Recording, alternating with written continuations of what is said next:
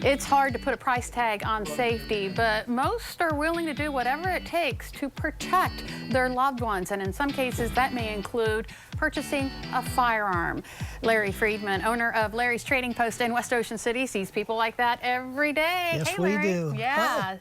So, you know, buying a gun for personal protection, there's a little bit more to it than some may think. It's a lot more than most people think. Yeah, yeah. We have people that try to buy a firearm for one of their family members, loved one, wife, husband. It's not that easy. Right, right. You still need to fit. You Yeah. gotta find the right fit. And you were telling me, you know, it's nice to buy something, put it under the tree and wrap it up and everything, but you think it needs to be a process where your wife, your significant other comes in and picks out what they want. Got to handle it. It's got to fit. Mm-hmm. They don't all fit the same. They don't feel the same. There's skinny, there's fat, there's big, there's small. Yeah. And colors. Yes, as we have here. And colors. You know, I was telling you that my husband was always like, I'm going to buy you a pink handgun. And I was like, I don't know if I'd want pink, but you said that's not a bad color to have. It's not. And actually, colors have gotten very popular, especially for people that have owned multiple guns. And most of them are black. Yeah. You know, we got to have other colors other than black, you know? And some people actually buy them because they're different. And you can see this. This is a very unusual gun. This would be a home defense shotgun. Really? But it's white. And this gun actually comes in a lot of colors, including red, white, and blue, which is also interesting.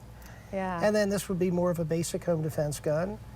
These four, they all have a different purpose, starting with a little carry gun you would carry in pocket or purse. Sure. If you could legally carry. Mm-hmm. And this is a little step up in size, and of course it's pink, which is neat, and they come in other colors. And another popular, this is a good crossover gun. It could be carried, it could be used at the range a little bit. This one is more dedicated for a range gun. Mm-hmm. So it's big, heavy, easier to control, easier to sight in, you know. So. And one thing you were telling me is that there's a misconception that if you have a light gun, it's easier to use. Well, that couldn't be further from the truth, Lisa. So the lighter, the smaller, the harder to control.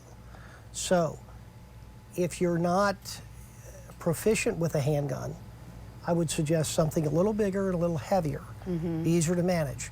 And you can even buy a gun that doesn't even fire bullets, lethal bullets. That's correct. So non-lethal has gotten very popular.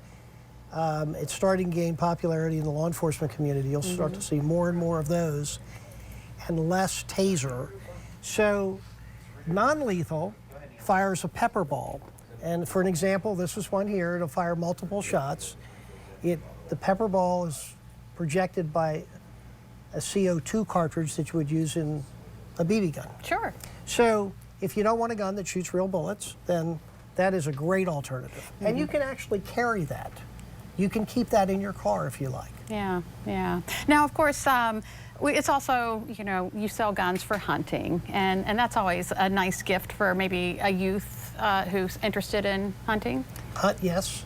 We carry a large selection of youth guns, and we also have guns that are geared towards women or shorter people, so where the overall length is a little bit shorter.